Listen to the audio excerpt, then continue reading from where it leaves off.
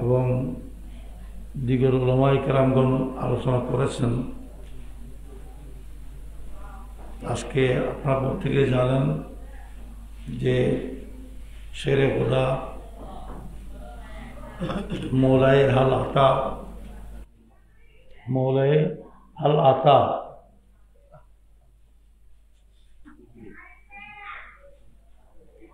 জৌজে বতুল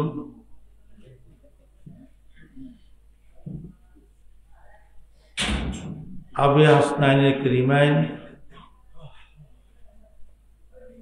मौला अली मुश्किल कुशा हैदर कर्रार रदियल्लाहु ताला अन्हु फतवा सलामुल्लाह अलैहि।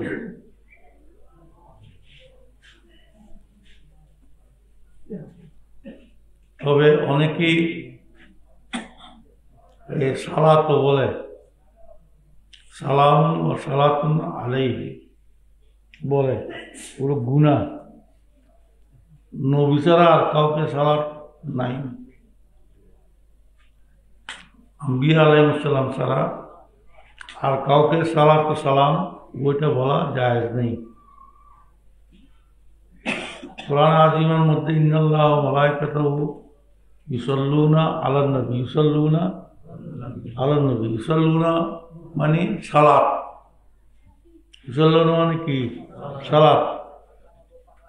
ইয়া আইয়ুহাল্লাযীনা আমানু সাল্লু, আবার আসছে আমল, তোমরা সালাত পড়ো, আলাইহি ওয়াসাল্লিমু তাসলিমা, আর ওয়াসাল্লিমু তাসলিমা। সেই জন্য আমরা আহলে সুন্নাত ওয়াল জামাতের মতাদর্শী যারা, তারা নামাজের মধ্যে যে দুরূদ ইব্রাহিমী বলা হয়, যে দুরূদ ইব্রাহিমী আমরা পড়ি, ওই দুরূদ ইব্রাহিমীর মধ্যে ওইটা অর্ধেক দুরূদ, যেহেতু ওই দুরূদের মধ্যে সালাত নাই, ওই দুরূদের মধ্যে কি নাই? সালাত, সালাম নাই। ওই দুরূদের মধ্যে কি আছে? আল্লাহুম্মা সাল্লি আলা সাইয়্যিদিনা মুহাম্মাদিন ওয়া আলা আলি সাইয়্যিদিনা মুহাম্মাদিন কামা সাল্লাইতা আলা ইব্রাহিমা ওয়া আলা আলি ইব্রাহিম ইন্নাকা হামিদুম মাজিদ। ওখানে কি আছে? সালাত আছে, সালাম নাই। কোথায়? দুরূদ ইব্রাহিমীতে। কেন নাই? যেহেতু এর আগে আমরা তাশাহুদের মধ্যে কি বলছি? আসসালামু আলাইকা। আমরা ওখানে নবীকে হাজির নাজির জেনে, রসুলকে হাজির নাজির জেনে আমরা আলাইকা, হাজির মানি উপস্থিত, গায়েব মানি অনুপস্থিত। আমরা এখন হাজিরের সিগা দিয়া নামাজের মধ্যে তাশাহুদের মধ্যে আমরা কি পড়ি? আসসালামু আলাইকা আইয়ুহান নবিয়্যু পড়ি। কথা বুঝতে পারছি? কিন্তু আমরা এক শ্রেণীর হুজুররা আগের বুজুর্গার দিনগণে হাজের সিগা ইস্তেমালের মধ্যে স্বাচ্ছন্দ্য বোধ করত। আগের উলামায়ে কেরামগণ, আগের বুজুর্গার দিনগণ হাজের সিগা, উপস্থিত সিগা সালামের মধ্যে ব্যবহার করতে স্বাচ্ছন্দ্য বোধ করত। আর এখন ওইটা চলে গেছে, ইয়া নবী সালাম আলাইকা, ওইটাও হাজের সিগা, উপস্থিতির সিগা। উপস্থিতি কি? জুমলা, উপস্থিতি বাক্য। আর পেলাকু সালাম এটা গায়েবের বাক্য, অনুপস্থিতির বাক্য। আমি ওটাকে সালাম বলছি বা ইনকার করছি না, কিন্তু ইয়া নবী সালাম আলাইকা বলা মানে নবী আমার সামনে হাজির। আর মুস্তফা জানে রহমত পে লাখো সালাম, এর অর্থ হচ্ছে ও মুস্তফা, ওই মুস্তফা যিনি রহমতের প্রাণ, রহমতের জান, তার উপরে কি লাখো সালাম। ওই মুস্তফা আমার সামনে উপস্থিত নাই, ওই মুস্তফা আমার সামনে কি নাই? উপস্থিত নাই। আমি ওয়াহাবিও না, ওয়াহাবির ঘরে জন্মগ্রহণও করি না। বাস্তবতা যেটা, এটা যেহেতু ইমাম হাশমি আমাদেরকে এই সমস্ত বিষয়, খুঁটিনাটি বিষয়গুলো বোঝার জন্য, শেখার জন্য, জানার জন্য, ওটার প্রেক্ষিতে কত রকমের আমাদের ভিতরে ফিতনা ফাসাদ হয়ে যাচ্ছে। এখানে 10 পীরের মুরিদ আছে মনে করেন, এখন ওই সালাম ব্যবহার করার সময় 10 পীরের নাম ন ধরিয়া আমার পীর যিনি ওনার নাম ধরে, তাহলে 8 জন 9 জন অখুশি হচ্ছে না? কিন্তু ইয়া নবী সালাম আলাইকা যেটা, ওটার মধ্যে কোনো পীরের কোনো বুজুর্গের সালাম নেই, শুধু আমার রসুলের উপর সালাম। ইয়া নবী সালাম আলাইকা যেটা, ওইটার মধ্যে শুধুমাত্র আমার রসুলের উপর সালাম, কোনো বীর বুজুর্গ মুখ সুমুখ কারোর উপরে সালাম নাই। আবার এক শ্রেণীর দরবার আছে যারা নিজের পীর মুর্শিদকে, নিজের গৌসুল আজমকে ও সালাত এবং সালাত দুইটা ব্যবহার করে, সালাওয়াতুল্লাহ আলাইকা বলে। ওইটা আমি বিরোধিতা করছি এই জন্য, যেহেতু সালাত ব্যবহার করা হয় শুধু আম্বিয়া আলাইহিস সালামের ব্যাপারে। সালাম ব্যবহার সবার জন্য হবে। সালাম আপনি মুর্দার কবরস্থানে জিয়ারত করার ক্ষেত্রে আপনি গিয়া আসসালামু আলাইকুম ইয়া আলাল কুবুর বলেন না? আপনি আপনার একজন মুরব্বী যাচ্ছেন, ছোট হোক বড় হোক, সবাইকে সালাম দিতে হবে। যে যাকে দিবেন সালাম সে ওয়ালাইকুম সালাম বলতে হবে, তাকে সালাম করছেন না? তাহলে সালাম যে কারোর জন্য সালাম ব্যবহার করা যায়, রহমতুল্লাহ আলাইহি, সালামুল্লাহ আলাইহি বলা যায়। আমি কথা প্রসঙ্গ চলে যাচ্ছি। প্রসঙ্গত কথা হচ্ছে, আজকে মৌলা আলীর মুশকিল কোষা হায়দার কাররার রাদিয়াল্লাহু তাআলা আনহু, এতক্ষণ উলামায়ে কেরামগণ জুবানে শুনেছেন, ইনি হচ্ছে ৪র্থ নম্বরের খলিফা। কয় নম্বরের? ৪র্থ নম্বরের খলিফা। আলীকা পয়লা নম্বর নয়, আলীকা দামাদম মাসকালান্দার, আলীকা পয়লা নম্বর নয়, আলী ৪র্থ নম্বরের। আপনাকে ওই কাবলি বা ওই গান শুনাইয়া আপনাকে একদিক দিয়ে শিয়া বানাচ্ছে। আপনাকে এই যে কেবারে সাহাবা সিদ্দিক আকবর, ফারুক আজম রাদিয়াল্লাহু তাআলা আনহু বিরোধী করছে।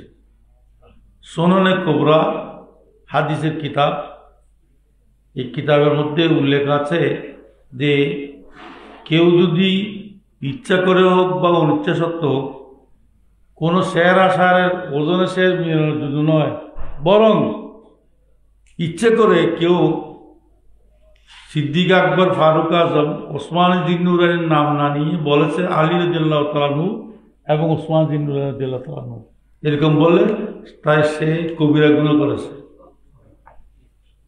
আবার কোন কোন মুহাদ্দিসিন, কোন কোন মুফাসসিরিন বলেছে সে ঈমান থেকে খারিজ হয়ে যাবে। কি হয়ে যাবে? ঈমান থেকে খারিজ হয়ে যাবে। অর্থাৎ সিরিয়াল বলার মধ্যে ওসমান জিন্নুরাইনকে 4 নম্বর নিয়ে গিয়েছে। নিশ্চয় মনে করতে হবে তার মনের ভিতরে ওসমানের ব্যাপারে বা সাহাবায়ে কেরামের তরতিবের ব্যাপারে কি আছে, তার মনের ভিতরে কোনো প্রকারের কপটতা রয়েছে। নাউজুবিল্লাহ বলা। অতএব এদের নাম উচ্চারণ করতেও হুঁশ করে উচ্চারণ করতে হবে। আলী রাদিয়াল্লাহু তাআলা হচ্ছে 4 নম্বরের খলিফা। প্রথম 3 নম্বর জিনেরা ছিলেন প্রত্যেক, সেই 3 জনের ক্ষেত্রে, সেই 3 জনের বেলায়,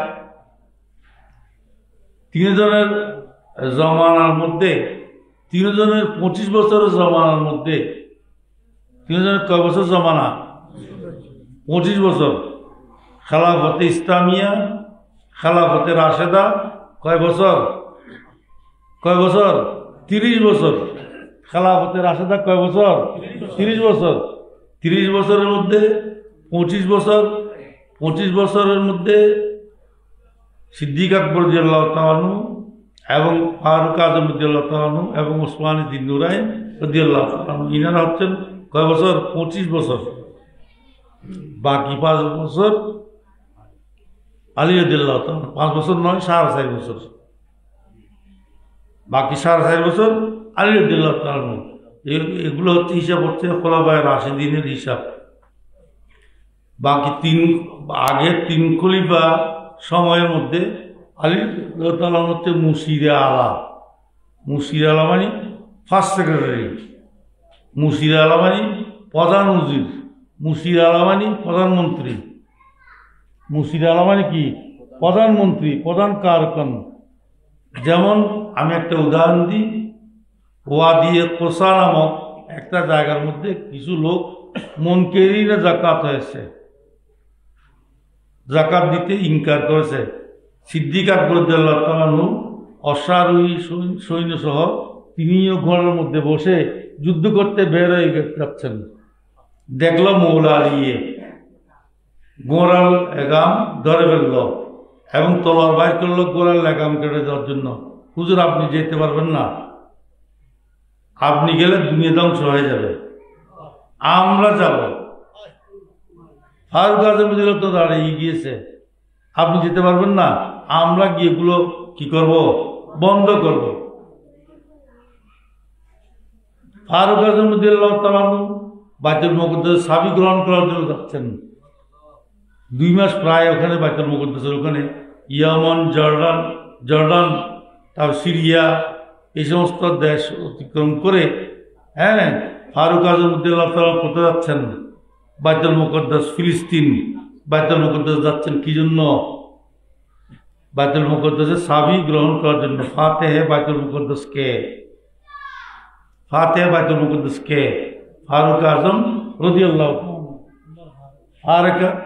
এই যে ফাতেহে বাইতুল মুকদ্দাস, বাইতুল মুকদ্দাসের চাবি এবং বাইতুল মুকদ্দাস দখল করেছে কে? এখানে আমি আগে কোন একটা মাহফিলে ফারুক আজমের আলোচনার মধ্যে আমি করেছি, এটা প্রায় 2 মাস ওখানে তিনি অবস্থান করেছিলেন। ওই সময়ে এই যে রাষ্ট্রের মদিনা রাষ্ট্রের প্রশাসক, মদিনা রাষ্ট্রের প্রধান ব্যক্তি যিনি রেখে গিয়েছেন, যাকে নায়েব বানিয়ে গিয়েছেন, তিনি হচ্ছেন মৌলা আলী। সুবহানাল্লাহ বলবেন না? ওইরকম সিদ্দিক আকবরের জমানায়, ওইরকম ওসমান জিন্নুরানের জমানায় মুশির আলা ছিলেন, প্রধান উজির ছিলেন, স্থলাভিষিক্ত ভারপ্রাপ্ত স্থলাভিষিক্ত ছিলেন কে? মৌলা আলী। এখানে আমি একটা কথা বলি,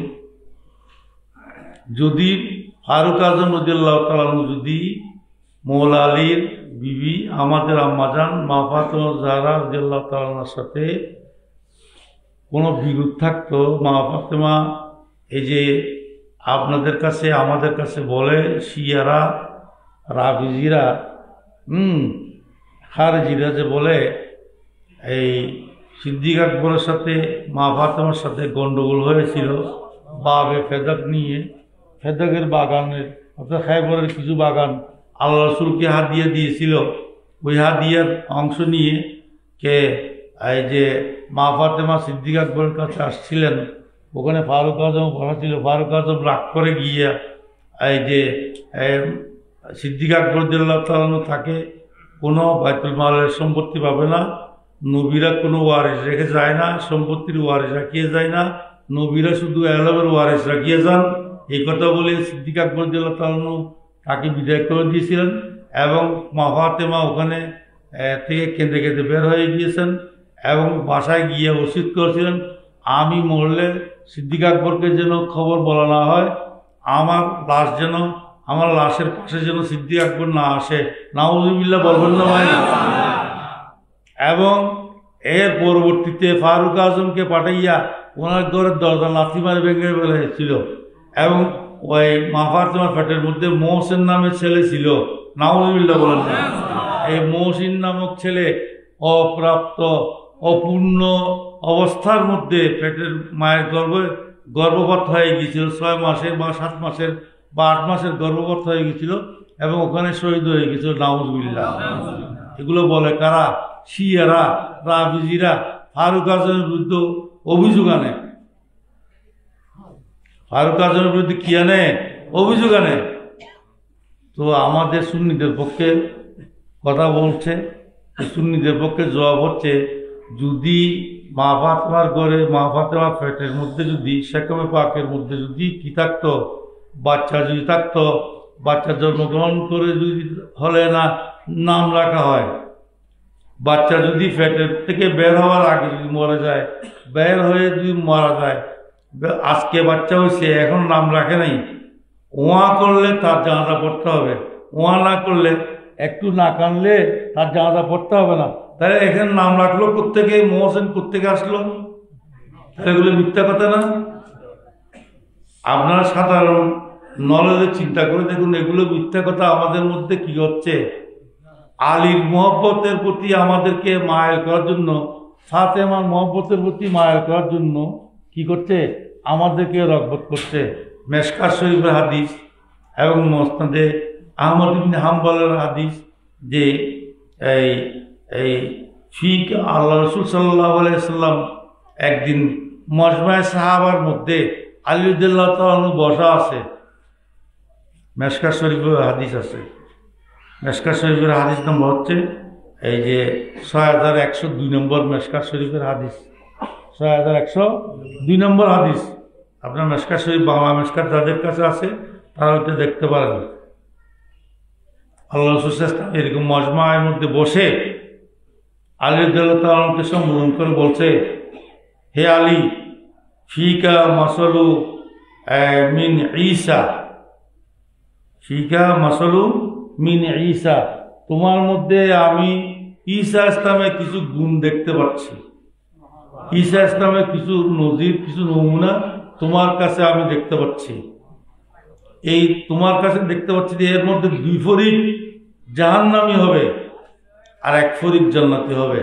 যেমনি ভাবে ইহুদিরা হযরত ঈসা আলাইহিস সালামের প্রতি দুশমনী রাখতে গিয়া তার মাকে তোহমত দিয়েছিল, যেমনি ভাবে ইহুদিরা ঈসা ইসলামের প্রতি দুশমনী করতে গিয়া কি করেছিল। হাদিসের এবার হচ্ছে কাল রাসূলুল্লাহ সাল্লাল্লাহু আলাইহি ওয়াসাল্লাম ফিকা মাসালু মিন ঈসা আবগাযাহুল ইহুদা হাত্তা বাহাতু উম্মাহু ওয়া আহাব্বাতহু নাসারা হাত্তা আনজালুহু বিল মানজিলাতিল্লাতী লাস্তাহু। এটা মেশকাত শরীফেও আছে, এটা মুসনাদে আহমদ ইবনে হাম্বলের মধ্যে আছে। মুসনাদে আহমদ ইবনে হাম্বলের হাদিস নম্বর হচ্ছে 1376 নম্বর হাদিস, 1376 নম্বর হাদিস, প্রথম খণ্ড। এটার মূল কথা হচ্ছে ইহুদিরা তার প্রতি এই অভক্তি, অবজ্ঞা, তুচ্ছতাচ্ছিল্য করতে গিয়ে তাকে কি করেছে, তার মাকে বহতান দিয়েছে, তোহমত দিয়েছে, অপবাদ দিয়েছে, যেটা সূরা মরিয়মের মধ্যে আপনারা উলামায়ে কেরামের জবানে শুনেন। আর ঈসা আলাইহিস সালামের কওমরা এই ঈসাকে বেশি মহব্বত করতে গিয়ে তাকে খোদার মঞ্জলার মধ্যে বসাই দিয়েছে। নাউযুবিল্লাহ। তার কাছে যেই গুণ ছিল না ওই গুণে গুণান্বিত করে ফেলেছে। তুমি আলীকেও ওই ইহুদি নাসারার মতো 2টা গ্রুপ এমন হবে, তোমাকে ভক্তি করেওয়ালার মধ্যে 2টা গ্রুপ হবে জাহান্নামী। যে জাহান্নামীরা দের মধ্যে এক জাহান্নামী গ্রুপ হচ্ছে তোমাকে বেশি মহব্বত করতে করতে এক পর্যায়ে এমন হবে তোমাকে আল্লাহ বলা শুরু করবে। নাউযুবিল্লাহ। উলুহিয়ত একমাত্র আল্লাহর জন্য, ইলাহ কে একমাত্র আল্লাহ রাব্বুল আলামিন, আর কেউ ইলাহ হতে পারে না। মসজুদ, মাবুদ ও ইবাদতের মালিক, ইবাদতের হকদার, ইবাদতের মুস্তাহিক হচ্ছেন কে? একমাত্র কে? আল্লাহ। আর কেউ ইবাদতের মালিক নয়। মৌলা মানে আমরা মৌলা আলী বলি না, মৌলা মানে মুহিব। মৌলা মানে কি? মুহিব। কোরআন হাদিসের মধ্যে একটা আয়াত আছে, আয়াতটা হচ্ছে সূরা মুহাম্মদের হয়তো 10-11 নম্বর আয়াত হবে। সূরা মুহাম্মদ একটা সূরা আছে কোরআন শরীফের মধ্যে, যালিকা বিআন্নাল্লাহ মাওলাল্লাযীনা আমানু, যালিকা বিআন্নাল্লাহ মাওলাল্লাযীনা আমানু। এভাবে আল্লাহ রাব্বুল আলামিন মওলা হচ্ছে কাদের? আল্লাহ মওলা হচ্ছে কাদের? যারা ঈমান এনেছে তাদের জন্য আল্লাহ কি? মওলা। হ্যাঁ, ওয়ান্নাল কাফিরিনা লা মাওলা লাহুম, ওয়ান্নাল কাফিরিনা লা মাওলা লাহুম। সেই জন্য আমরা কি করি, না দে আলী বলি। না দে আলী মানে না দে, এটা আমর শিখা। না দে মানে নেদা করো, আওয়াজ করো, ডাকো। না দে আলিয়ার মানে আলীকে ডাকো। মজহারিল আজায়েবে, যিনি আজায়েবের মজহার, যিনি কি আজায়েবের মজহার, তাজিদহু আউনাল্লাকা। আলীকে ডাকলে পরে তোমরা তাকে, আলীকে তোমরা সাহায্যকারী হিসেবে পাবে। তাজিদহু আউনাল্লাকা বিন নওয়াইবে কুল্লু হাম্মিন ওয়া গাম্মিন সায়ানজালি বিজালালিকা ইয়া আল্লাহ ইয়া আল্লাহ ইয়া আল্লাহ জাল্লা জালাল। সুবহানাল্লাহ বলবেন না ভাই? হাদিসের কিতাবের মধ্যে এটাও আছে। আলী রাদিয়াল্লাহু তাআলা কোন সাহাবায়ে কেরাম, ইভেন কি আল্লামা আনসারী সাহেব বলেছেন, আন নাযরু ইলা ওয়াজহি আলীন ইবাদাতুন। সিদ্দিক আকবর রাদিয়াল্লাহু তাআলা কে তার বেটি আমাদের আম্মাজান আয়েশা সিদ্দিকা রাদিয়াল্লাহু তাআলা বলেছিলেন, জিজ্ঞাসা করেছিলেন, আব্বাজান আপনি আলীকে দেখলে তার দিকে তাকায় থাকেন কেন? আপনি আলীকে দেখলে আলীর দিকে তাকায় থাকেন এক পলকে, কোনো পলক মারেন না কেন? তার কারণ কি? সিদ্দিক আকবর রাদিয়াল্লাহু তাআলা উত্তর করেছিলেন যে, হে বেটি, আমি শুনেছি আমার রাসূল বলেছেন যে আন-নাযরু ইলা ওয়াজহি আলীন ইবাদাতুন। আন-নাযরু ইলা ওয়াজহি আলীন ইবাদাতুন। আলীর চেহারা দেখাও ইবাদত। আলীর চেহারা দেখাও ইবাদত। আমরা এখানে বসেছি, আমাদের এগুলো ইবাদত হচ্ছে না? ইমাম হাশিম এগুলো আমাদের জন্য ব্যবস্থা করে গিয়েছেন। আমরা ফোরা কবর যারা আসতে পারিনি, যারা মাহফিলে, আমি ওই দিনও বলেছি যে মাহফিলে শরীক হওয়ার জন্য, মাহফিলে আসার জন্য এখানে টাকা পয়সা দিতে হবে না। হ্যাঁ, কোনো টাকা পয়সা দিতে হবে না, মাহফিল শরীক হলে চলবে। ইমাম হাশিম বলছে এই যে মাহফিলগুলোতে মানুষকে শুধু আসার জন্য তরগিব দিবে, আসার জন্য কি বলবে, তরগিব দিবে। মুস্তাদরাকে হাকিমের মধ্যে একটা রওয়ায়াত রয়েছে, মুস্তাদরাকে হাকিমের মধ্যে রওয়ায়াত রয়েছে যে লাউ আন্না রাজুলান সাফানা বাইনাল কি বাইনাল রুকনে ওয়াল মাকাম। লাউ আন্না রাজুলান সাফানা বাইনাল রুকনে ওয়াল মাকাম। কোন ব্যক্তি কি করেছে, তার জন্ম থেকে বা বালেগ হওয়া থেকে শুরু করে সাফানা বাইনাল রুকনে ওয়াল মাকাম, জন্ম থেকে এন্তেকাল পর্যন্ত, মকাম ইব্রাহিম আর রুকনে ইয়ামানি, রুকনে ইয়ামানি নয়, রুকন, রুকন মানে হাজর আসওয়াদ। হাজর আসওয়াদ থেকে কোথায়, ওই যে মকাম ইব্রাহিম পর্যন্ত যে জায়গা আছে, ওই জায়গার নাম হচ্ছে কি বাবুল কাবা, কাবা শরীফের দরজা, কাবা শরীফের দরজা। বাইনা রুকনে ওয়াল মাকাম, বাইনা রুকনে ওয়াল মাকাম। যে ব্যক্তি এই বালেগ হওয়া থেকে শুরু করে ইন্তেকাল হয়েছে ওই জায়গার মধ্যে, হ্যাঁ ইন্তেকাল হয়েছে, কিন্তু সেই ব্যক্তির মনের মধ্যে কি আছে, হ্যাঁ কি রয়েছে ওই ব্যক্তির অন্তরের মধ্যে, হ্যাঁ হুয়া মাবগুযুন লিআহলিল বাইতে, তার মনের মধ্যে আলীর ব্যাপারে, আহলে বাইতের ব্যাপারে কি আছে, মবগুজ রয়েছে। মবগুজ মানে দুশ্মনী, মবগুজ মানে আদাওয়াতি, মবগুজ মানে হচ্ছে কি একটু মনের মধ্যে কি রয়েছে, কপটতা রয়েছে। কার ব্যাপারে? আহলে বাইতের ব্যাপারে। আহলে বাইত মানে, আহলে বাইত মানে নবী পরিবার সবাই, বিশেষ করে হাসনাইনে করিমাইন, মা ফাতেমা জাহরা, মৌলা আলী, এই চারজনের ব্যাপারে, এই চারজনের ব্যাপারে কি রয়েছে, কোনো না কোনো বিষয়ে তার মনের মধ্যে কি রয়েছে, আদাওয়াতি রয়েছে, দুশ্মনী রয়েছে, কিন্তু সে বালেগ হওয়া থেকে মৃত্যু পর্যন্ত তার হয়েছে কোথায়? মাকাম ইব্রাহিম আর ও যে বাবুল কাবার মধ্যেই হাজর আসওয়াদ থেকে মাকাম ইব্রাহিম পর্যন্ত জায়গার মধ্যে তার মৃত্যু হয়েছে। ওদের দাখালার নার, সে দাখালার নার হবে। সে কোথায় যাবে? জাহান্নামী। আল্লাহ আনসারী সাহেব বলেছেন জাহান্নামের কুত্তা। এগুলো সাহাবায়ে কেরামের ব্যাপারে বলেছেন, আমার রসুল বলেছেন, সাহাবায়ে কেরামগণ বলেছেন, আইমায়ে মুজতাহিদিন বলেছেন, আইমায়ে মুহাদ্দিসিন বলেছেন, আইমায়ে মুফাসসিরিন বলেছেন, সুফিয়ে কেরাম বলেছেন। হ্যাঁ, যারা সাহাবায়ে কেরামের প্রতি বিদ্বেষ রাখবে তারা জাহান্নামের কুত্তা। তারা কি? জাহান্নামের কুত্তা। নির্দিষ্ট করে হযরত আমির ওয়াবিয়া, হযরত আবু সুফিয়ান রাদিয়াল্লাহু তাআলা আনহুমা, রাদিয়াল্লাহু তাআলা আনহুমা, এই দুইজনের ব্যাপারে কোনো প্রকারের এই কমি খামি, কোনো প্রকারের আদাবতে দুশ্মনী রাখবে, তাদেরকে আল্লাহ আনসারী সাহেব বলেছেন যে তাদেরকে জাহান্নামের কুত্তা বলেছে।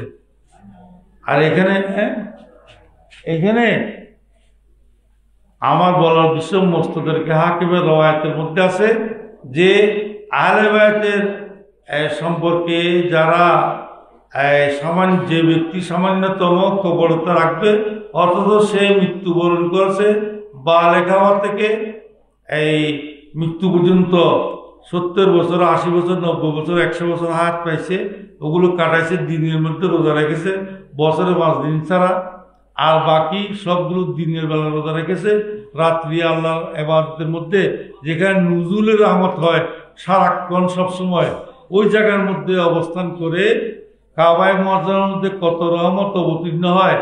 কাবায়ে মুআজ্জামার দিকে তাকায় থাকলেও যে ইবাদত, কাবায়ে মুআজ্জামার দিকে বসে থাকলেও ইবাদত, তওয়াফ করলেও ইবাদত, ওখানে বসে কাবা ঘরের দিকে তাকায় থাকলেও ইবাদত। ওই জায়গায় মৃত্যুবরণ করছে, তারপরেও সে জাহান্নামী হবে। নাউযুবিল্লাহ, নাউযুবিল্লাহ। 16 হিজরিতে হিজরি সন, যে কোনো জীবিত জাতির একটা ক্যালেন্ডার থাকে, একটা সন গণনা থাকে। যে কোনো জীবিত জাতির একটা হিজরি, একটা সন, একটা হিসাবের সন, দিন মাস, দিন মাস এগুলোর নাম থাকে জীবিত জাতির।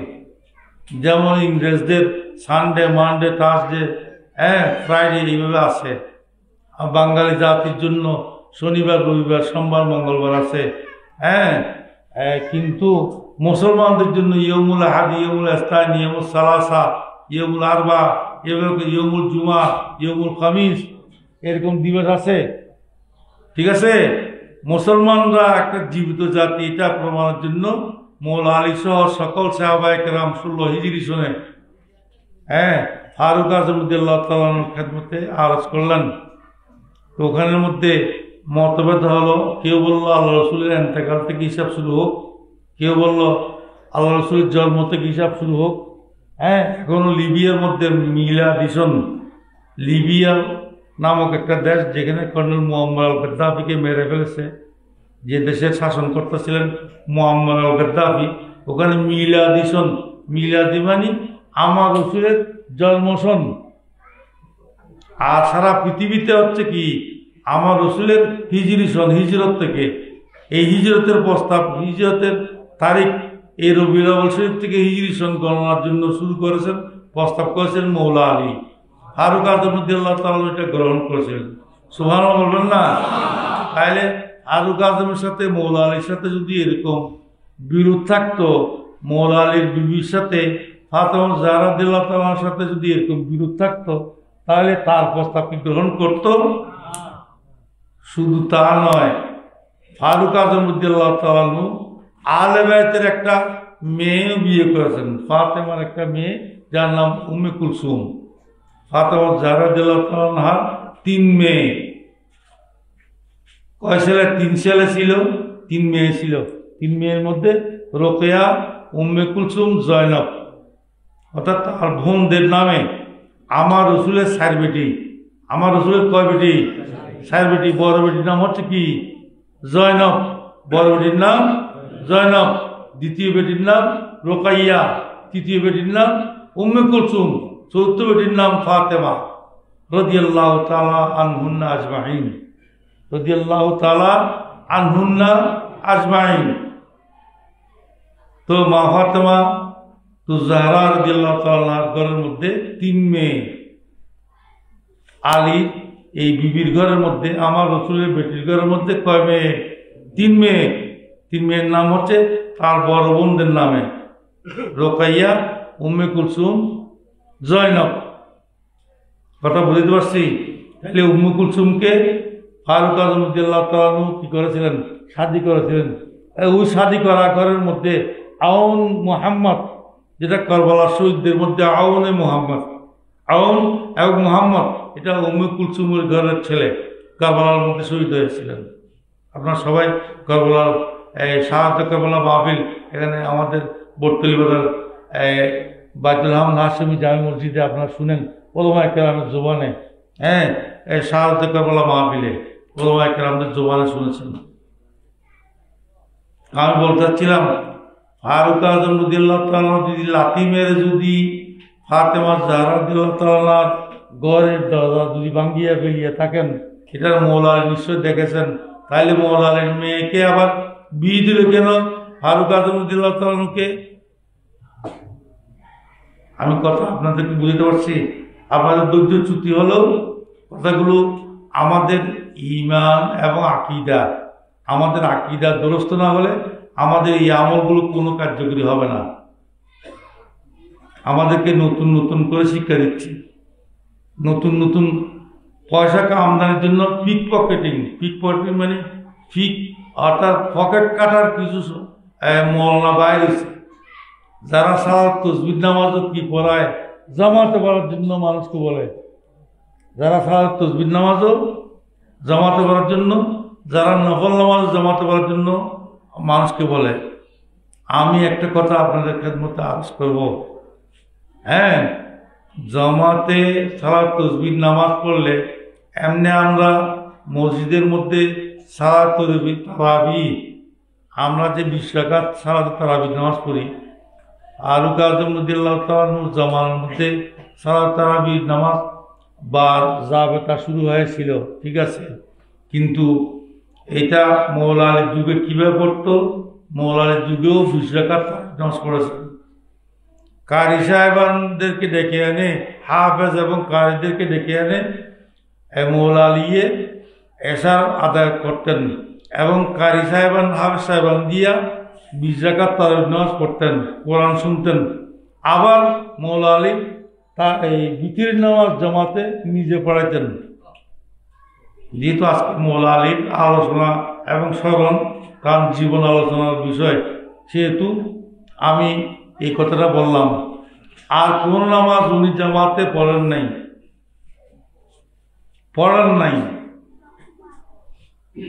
রমজানের মধ্যে, রমজানুল করিমের মধ্যে বিতির নামাজ জামাতে পড়াইছেন কে? স্বয়ং মৌলা আলী।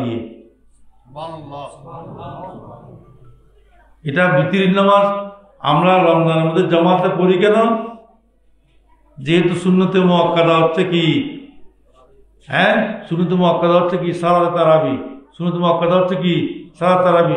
যেখানে আমরা সুন্নতে মুআক্কাদা সালাত তারাবি জামাতে পড়তেছি, সেখানে আমরা ওয়াজিব বিতির নামাজও জামাতে পড়ব।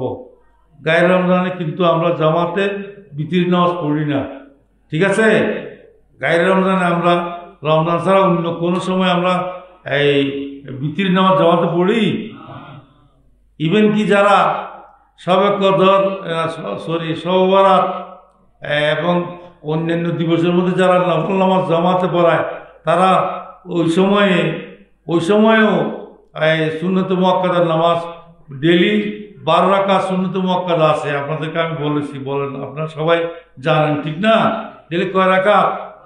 12 রাকাত সুন্নতে মুআক্কাদা আছে। কই আমরা তো যেমন আজকে আমরা 5 ওয়াক্ত নামাজের মধ্যে 12 রাকাত আমরা সুন্নতে মুআক্কাদা পড়েছি, আলহামদুলিল্লাহ। আলহামদুলিল্লাহ বলেন। 12 রাকাতের সুন্নতে মুআক্কাদা গুলো কি আমরা জামাতে পড়েছি? কিন্তু বিতির তারাবি নামাজ আমরা সুন্নতে মুআক্কাদা হওয়ার পরেও আমরা জামাতে পড়েছি। কেন পড়েছি? হাদিসে পাকের মধ্যে আছে আলাইকুম বিসুন্নতি ওয়া সুন্নাতু খুলাফায়ে রাশিদিন। হাদিসে পাকের মধ্যে আছে তোমরা অবশ্যই করবে, পালন করবে আমি যা পড়েছি, আমি যা গুরুত্ব সহকারে আদায় করেছি, আমি যা সুন্নতে মুআক্কাদা হিসেবে পড়েছি, তা আমার খুলাফায়ে রাশিদিনরা যা সুন্নতে মুআক্কাদা হিসেবে আদায় করবে, তোমরাও তা সুন্নতে মুআক্কাদা হিসেবে আদায় করবে। তাইলে খলিফায়ে সানি হযরতে ওমর ইবনুল খাত্তাব রাদিয়াল্লাহু তাআলা আনহু তারাবির নামাজ জামাতে পড়াইছেন। ওসমানে জিন্নুরাইনও পড়েছেন, মৌলা আলীও পড়াইছেন। তাই বলে আমরা কি করি, তারাবির নামাজ জামাতে পড়ি। সুন্নত মুআক্কাদা হওয়ার পরেও তারাবির নামাজ আমরা জামাতে পড়ি। আর দিনের বাকি সুন্নত মুআক্কাদাগুলো ওনারাও জামাতে পড়েন নাই, আমরাও জামাতে পড়ি না। আর আজকালকে ওই যে সালাতুত তাসবিহ নামাজ যে জামাতে পড়ে, আপনাদের কাছে একটা প্রশ্ন, তারাবির নামাজের মধ্যে আমরা কেরাত পড়ি নাকি কেরাত শুনি? ওয়াইজা কোরিয়াল কোরআনু ফাস্তামিউ ওয়া আনসিতু। ফাস্তামিউ লাহু আমি বলছি না, ফাস্তামিউ ওয়া আনসিতু। আমার মহল্লা ইস্তেশাদ হচ্ছে আল্লাহ কোরআনে আজিমের মধ্যে বলছেন, তোমরা যখন কোরআন নামাজের মধ্যে পাঠ করবে, ইমাম সাহেব যখন পাঠ করবে তোমরা শুনে থাকবে। ফাস্তামিউ ওয়া আনসিতু, এবং তোমরা চুপ থাকো। ওয়া আনসিতু মানে তোমরা মুখ বন্ধ করো, কানকে খোলা রাখো। মুখ বন্ধ রাখো, কানকে খোলা রাখো।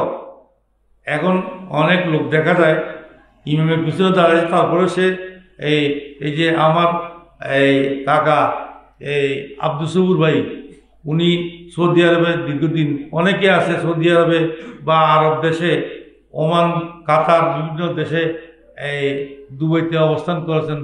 দেখেছেন যে ইমামের পিছনে মুসল্লিরাও ইমামে কেরাত পড়তেছে, মুসল্লিরাও সূরা ফাতিহা পড়তেছে, মুসল্লিরাও কেরাত পড়তেছে।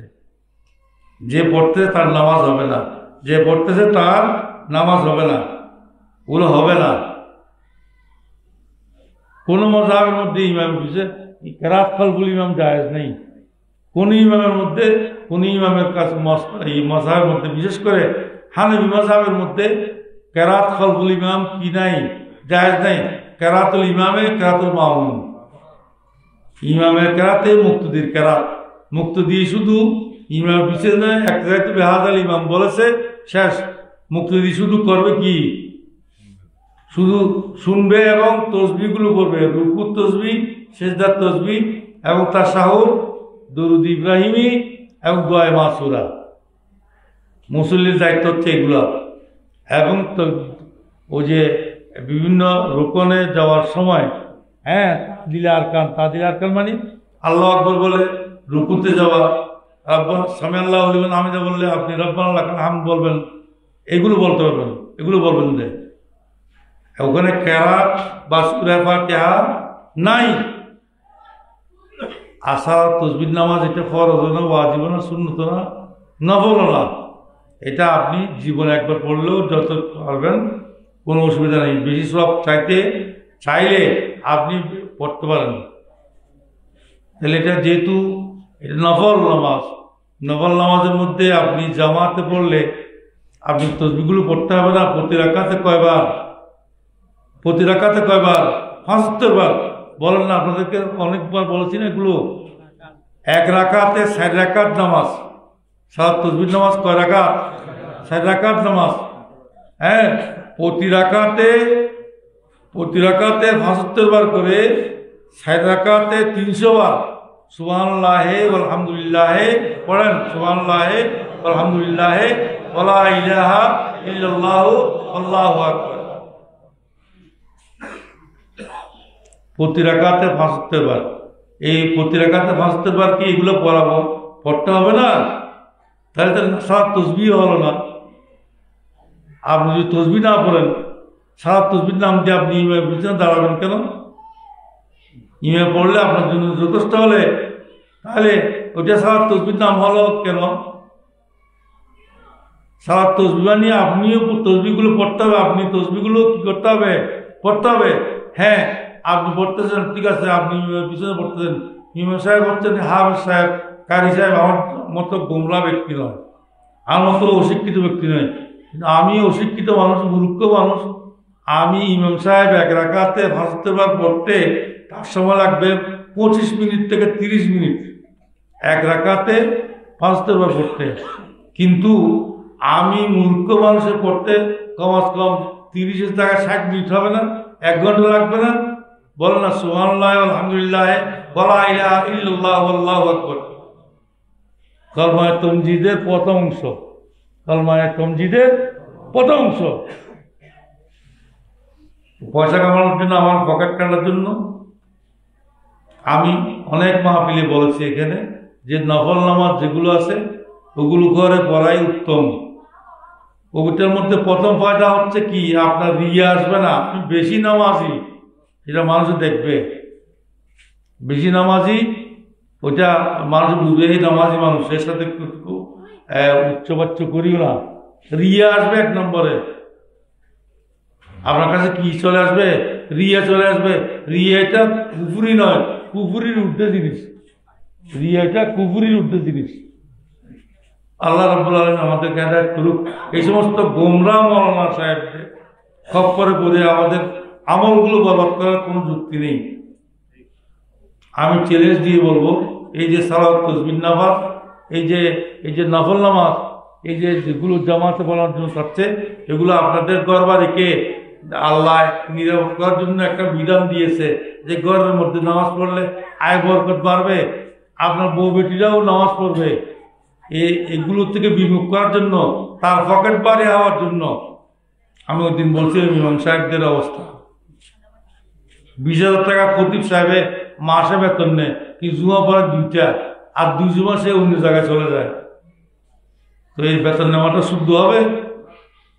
135 ওয়াক্তের জন্য তাকে আমি 10,000 টাকা বেতন দিই, সে 135 ওয়াক্তের মধ্যে 100 ওয়াক্ত পড়ায় না, 135 ওয়াক্তের টাকা নিয়ে যায়।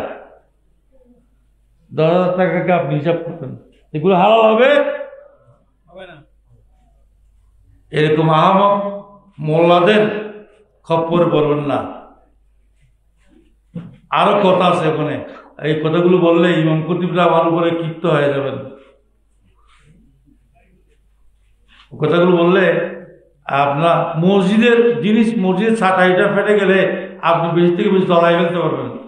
মসজিদের কোরআন শরীফ আপনি নষ্ট হয়ে গেলে এটা দখল করবেন, ঠিক আছে? মসজিদের জিনিস আনি আপনার ঘরে ব্যবহার করা কখনো কখনো হারাম। মসজিদের একটা দিয়েশালাই মানে ম্যাচ আর কি, দিয়েশালাই ব্যবহার করা জায়েজ নেই, হারাম। আপনার নিজের কাছে ব্যবহার করা কি হারাম। আজকে ইমাম হাশিমি আমাদেরকে মৌলা আলী তস্করা করার জন্য এখানে আমাদের জন্য যে আঞ্জুমানে মুহিব্বুর রাসূল সাল্লাল্লাহু আলাইহি ওয়াসাল্লামের বাগান সাজিয়ে গিয়েছেন, যে বাগানের মধ্যে আমরা আজকে বসে এখানে আলোচনা করতেছি, এগুলো সব আমরা যেমন পাচ্ছি পাবো, হ্যাঁ, ইমাম হাশিমিও পাবেন ইনশাআল্লাহ।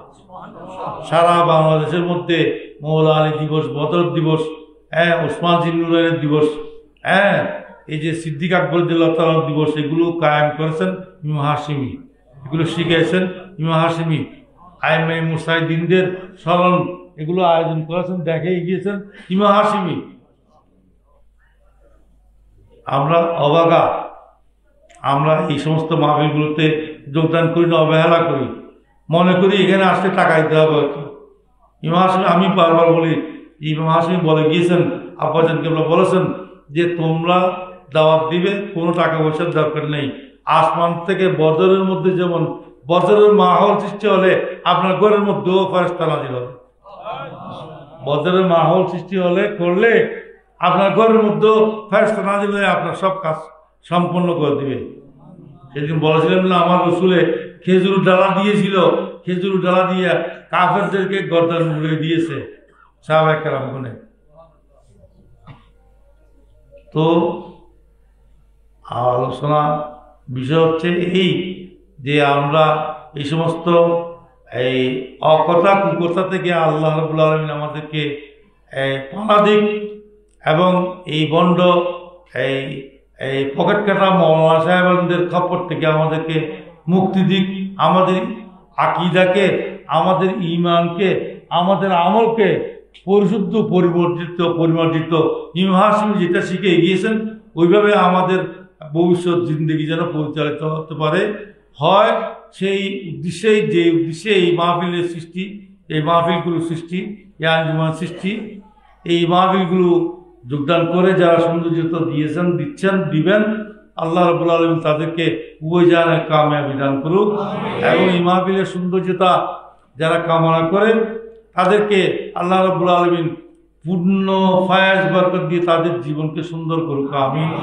এবং এই মাহফিল, এই আঞ্জুমানের মাহফিলগুলো যারা সুন্দর কামনা করে, সত্যিকার মহাব্বত নিয়ে, আন্তরিকতা নিয়ে, দিলের সাদাকত নিয়ে যারা বিশেষ করে এই মৌলা আলীকে নিয়ে যারা বিভিন্ন রকমের কথাবার্তাগুলো বলে, একটা কথা আমি বলি, শেষ কথা যেটা, সেটা হচ্ছে হযরতে আব্দুল্লাহ ইবনে মাসউদ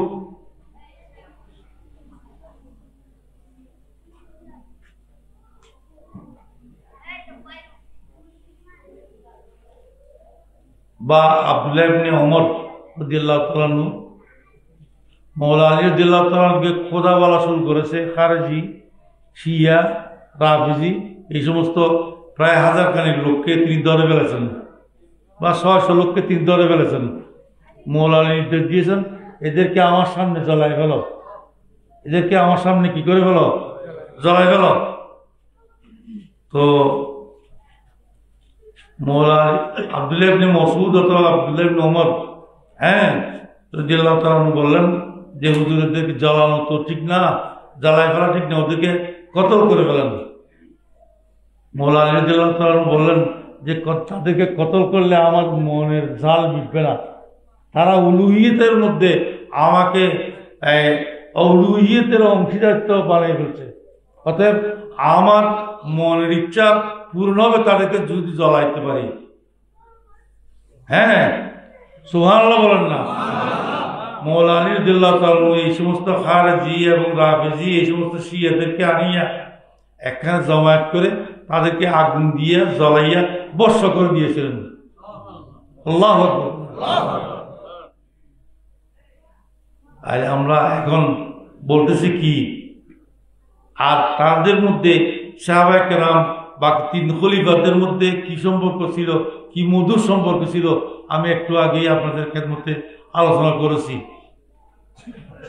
যদি আমার আলোচনার মধ্যে যদি কোনো ত্রুটি বিচ্যুতি থাকে, তাহলে আমি সবসময় এখানে বাড়িতে আছি, আমাকে ইমাম হাশিমি বন্দি করে রেখেছে এখানে, ওটা বুঝতে পারছি। আমি ইনশাআল্লাহ চ্যালেঞ্জ গ্রহণ করতে প্রস্তুত আছি, রাজি আছি। মৌলা আলীকে শরাব পান করছে এই তোহমত এখনো রয়ে গেছে বড় বড় আলেম, বড় বড় মাদ্রাসা। আল্লাহ আনসারী সাহেব নাম বল না, আমি নাম বলবো না। বইয়ের মধ্যে সংশোধন করবে বলে বলছে, করে নাই এখনো। মৌলা আলীকে মদ পান করেছে এটা বলেছে না, লিখেছে এবং ওটার মধ্যে অটল থেকে গিয়েছে। বাংলাদেশের মধ্যে প্রথম ব্যক্তি যিনি ইমাম হাশিমির জীবদ্দশায় 2018 সালে আমি একমাত্র প্রতিরোধ করেছি। এরপরে প্রতিরোধ করতে হলে অনেক বের হয়েছে, কিন্তু যাদের বিরুদ্ধে কথা বলেছি তারা এখনো তাদের কথাগুলো উদ্র করে নেই, অথচ বড় পীর দস্তগীর হয়ে গিয়েছে। নাউযুবিল্লাহ, আস্তাগফিরুল্লাহ। বড় বড় দরবার, বড় বড় খানকা, বড় বড় মজলিস মৌলা আলী মদ পান করেছে। আল্লাহ লানাতুল্লাহ আলাল কাযিবিন, বড় করে বলেন লানাতুল্লাহ আলাল কাযিবিন, লানাতুল্লাহ আলাল কাযিবিন। এ কাযযাব, দাজ্জাল। দাজ্জাল মানে বুঝেছেন? বুঝেন নাই। দাজ্জাল মানে দাজ্জাল, এটা দাজলুন থেকে, দিজুল মানে শরীফ, দ্বিজুলুন মানে কি? ফরিব। মুফাসসিরিনগণ সেজন্য বলেছেন, এই সুফিয়া কেরামগণ সেজন্য বলেছেন, যে ব্যক্তি জুমার দিন জুমার আগে অন্ততপক্ষে 10 আয়াত সূরা কাহাফ থেকে তেলাওয়াত করবে, 10 আয়াত, তাকে দাজ্জালের ফরিব থেকে বাঁচাবে। আমি মনে করি যারা এই রওয়ায়াতটা পড়েছেন, এই হাদিসটা পড়েছেন, এই বর্ণনাটা পড়েছেন, তারা মনে করেন যে দাজ্জাল আসবে তো আখিরি জামানায় দাজ্জাল আসবে, এখন তো দাজ্জাল আসবে না। দাজ্জাল হচ্ছে যারা মৌলা আলী মত পান করেছে, বলেন লিখেছে, তারাই হচ্ছে দাজ্জাল। ঠিক না বেলি বলেন? তো এই দাজ্জাল থেকে বাঁচার জন্য এগুলো হচ্ছে দাজ্জাল। মূল দাজ্জাল আসবে তো অনেক পরে, এখন ছোট ছোট অনেক দাজ্জাল কিয়ামতের আগে, মূল দাজ্জাল বের হওয়ার আগে, হ্যাঁ, ছোট ছোট দাজ্জালগুলো বের হবে। দাজ্জাল বাণী তো আমি বললাম, দাজ্জাল মানে কি? ফরেব্বাস। ফরেব্বাস মানে দুকাবাস। ফরেব্বাস মানে কি? দুকাবাস। দাজ্জাল শব্দের উৎপত্তি হচ্ছে দাজলুন থেকে। দাজলুন মানে দুকাবাস। তা আপনারা যারা সম্ভব হয় আপনাদের ঈমান আকীদা শুদ্ধ রাখতে চান, সওয়াব বেশি করে সূরা কাহাফটা তেলাওয়াত করবেন জুমার আগে। আগেকার দিনে আমরা দেখতাম, আমরা ছোট থাকতে আব্বার পিছনে পিছনে বর্তলে পর্যন্ত আব্বাজান হেঁটে হেঁটে যেতেন। হ্যাঁ, আব্বাজান কেবলা ওখানে যাইতেন, 11টার ভিতরে মসজিদে গিয়ে পৌঁছতেন। ওই সময় মসজিদের ভিতরের আঙ্গিনা, দ্বিতীয় আঙ্গিনা পরিপূর্ণ থাকতো, এবং মুসল্লিরা, বয়স্ক মুসল্লিরা, মুরব্বীরা ওখানে কোরআন তেলাওয়াতের মধ্যে থাকতো। সুবহানাল্লাহ বলেন। আল্লাহ সবাইকে জন্য নসিব করুক, আমিন। আজকাল ওই দিনে নাই, এখন 2 রাকাতে মুসল্লি হয়ে গেছে, খুতবাও শুনতে আসে না। নাউজুবিল্লাহ বলেন। খুতবাও শুনতে আসে না, ও 2 রাকাত পরে 2 রাকাতের মুসল্লি।